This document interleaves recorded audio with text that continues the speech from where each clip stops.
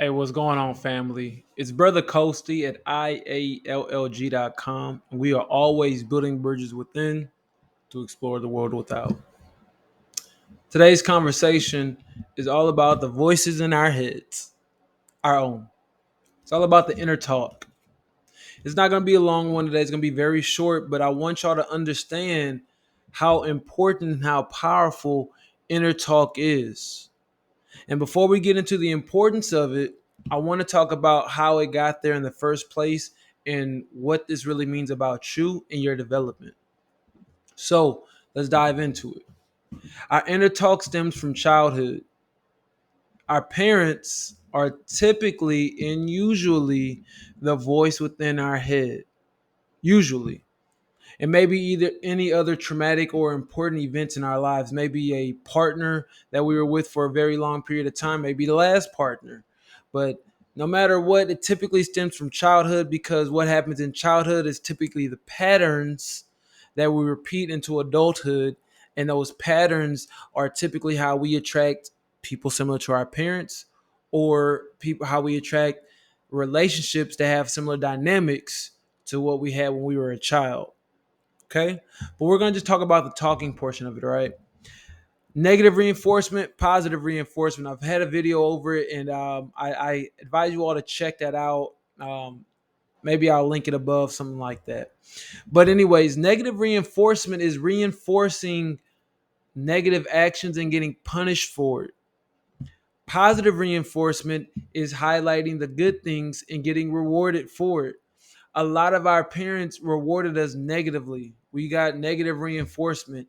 What does that mean? That means we were criticized. We were basically attacked. We weren't allowed to be children. We weren't allowed to be an adult, a human that makes mistakes. And this heavily impacts how we talk to ourselves, because not everybody got told negative things as a child, or bad things overtly, but it was negative in the sense that it wasn't uplifting, right? So some people got told straight up, you're a bad child, you're stupid, they got emotionally abused. Some people got told that they were bad. Some people got told that, I don't even know, like it can go down a rabbit hole. They can just say, you shouldn't be doing that. You can't do that. And the can't is a big one. A lot of our parents meant to say that you shouldn't be doing that, but instead they said you can't do that. And as kids, what are we doing? We're exploring, we're developing, we're being adventurous. And a lot of the time, some of the things that we may get into or may stumble upon, the adults around us don't want us to be messing with it. They don't want us to be tinkering with it. And instead of saying you shouldn't be doing that, they say you can't do that. And what happens as what are children doing all the time? They're always getting into stuff, That's not a bad thing. It's just, the nature of a child. But what happens if you're always into stuff and you always hear you can't do that, or don't do that, y'all? We gotta realize, like, the language is so powerful. Let me break this down. Can't is a limiting word to put on anything. You can't do that. It's a horrible thing. And you know what happens when your parents tell you can't do that, whatever it is? They're not really just saying you can't do whatever it is. They're putting in your head that you can't do anything. It's subconscious, and it gets sucked into your subconscious. Or it gets stuck down there. Another one is don't do that. Another very big limiting beliefs, and this is why a lot of people hesitate and second guess their decisions, because they were told constantly, don't do something. Now, this is just sidebar conversation, a sidebar suggestion. When you're talking to children, stop telling them what you do not want them to do, and instead tell them what you want them to do. So if they're digging in stuff they shouldn't be getting into, you don't say stop doing that, you can't do that, don't do that. Instead, keep your hands to yourself. Go play in your room. Play with your toys. Do you see how the difference in those words, that vocabulary, that language, how it impacts the child, how it impacts the development of their brain and how they see themselves? Coming back to the conversation at hand, when your parents and anybody else has told you some of these very negative words, and they seem small, can't, don't, they're small, but they they play a very big role in your development and how you view and how you see things, and in your perception of self. As you grow older and you've been told these things, guess what happens? That becomes your own self-talk. And let's talk about this development for just a second. The external validation, the external direction becomes the internal direction. You from the age of 0 to 7, you're a sponge as a child, and then after that, your worldview is almost set, more or less. So depending on what you were born, you either have a really good foundation or you have a pretty unstable one, and we got a road that we have to climb and a lot of work that we got to do to bring it together.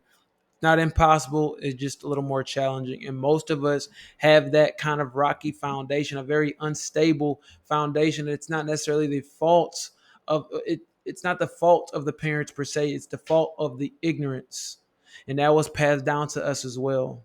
Right. So I'm here to just tell you that what they told you influences how you view yourself. And so you have to begin to monitor what you tell yourself. You know, when you look at yourself, what do you say? Do you say you can't do certain things, that you're bad at certain things? You got to realize how detrimental that talk is. And, you know, some people might say, no, I'm not good at certain stuff. Look, let me tell you the truth. And you got to get out of this mindset, family. Nobody is good at stuff without practicing. Nobody. And what happens when you tell yourself you're not good at it or you're bad at something off rip, you're condemning yourself to actually make that truth, because your words have power. Your word is power, right?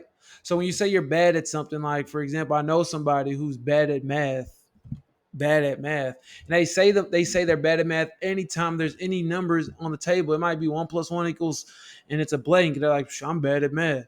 When you tell yourself these things, they become self-fulfilling prophecies, because you're telling yourself this stuff because you believe it. You have to begin to put in the work to redo your mental talk, the mental environment, the stuff that you say to yourself. Look, at the beginning, you're going to have the imposter syndrome, right? That I'm lying to myself. That's not true, blah, blah, blah, blah, blah. Look, it is true. The only reason you don't think it's true is because you can't see it in this reality just yet. But this reality is based off the past. One more time, this reality is based off the past. It's based off what you told yourself, and now you're seeing what you told yourself. So what do you do in order to change the future? In the present moment, you start changing what you tell yourself. Your inner talk must be encouraging. It must be motivating. It must be powerful. This is how you grow. This is how you develop. This is how you raise your vibrations, by how you speak to yourself and what you say to yourself. Don't tell yourself the stuff that you're bad at. Don't say what you're lacking. Stop doing that. You can take note of it, but that's not something that you want to keep repeating. And I'm not just trying to give you all the love and light stuff, because that's a bunch of bull when you just stay at that level too. But I'm here to tell you the proactive approach to grow. You don't say I'm bad at math. You say, you know what? I'm going to get better at it. You see the difference in that? You see how one is uplifting and one is tearing you down? The self-talk that you have needs to be uplifting. It should not be tearing you down. And I'm not telling you it needs to be uplifting where you lie to yourself. Like, I'm perfect. It should be something like, I'm growing, I'm developing, I'm getting better in these areas. You see the difference in there between I'm bad, I don't know how to talk to people, I'm stupid, I'm slow, excuse me, I'm sorry, like I'm not the smartest person in the room. That's horrible self-talk. You got to revamp that stuff and encourage yourself and empower yourself. You know, shoot, I'm getting better at talking to people. I'm learning how to communicate. I'm fixing the things that that are ailing me. You don't say I'm sick, you say I'm getting better, I'm healing. You know, it's very important that you begin to work on what you say to yourself. I know I've said this 20 times, but you got to realize that this is the importance. This is the cheat code to life. What you say to yourself, that's one of the cheat codes, rather. Say nice things, say empowering things, say loving things to you, and begin meaning it, and say it again and again and again. For every one negative thought, you need to have 5.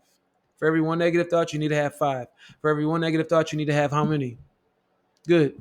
All right, family, that's the talk for today. As always, though, I want to encourage you. I want to offer my services to you. I would love for you to join my academy. It's the Inner Matrix Discovery. This is for the new people on their journey. This is for people that have been on their journey. They maybe be at a standstill. They're at a stop. This is for the advanced folk, because you know what? You can always touch up on the fundamentals. I want to help you all get a better understanding of who and what you are, understanding the basics of how to grow, how to go through the inner work, how to do the inner work, all while having a container and people that you can interact with. It comes with a lot of awesome goodies. It's a course on its own, but you also get 12 weeks of Zoom calls with me in the group. So we're all talking, we're all communicating, we're all collaborating, we're all growing together. So if this sounds like something that you're interested in, I want you to visit the site IALLG.com and go ahead and apply. Or you can schedule a call with me. We could talk about it there. It's whatever you feel most comfortable with, but I want you in the class. I want you enrolling in the course, especially if this resonates, and especially if you want to make this next year and the rest of your life a better life. This is Brother Coasty at IALLG.com, and we are always building bridges within to explore the world without. Peace, family.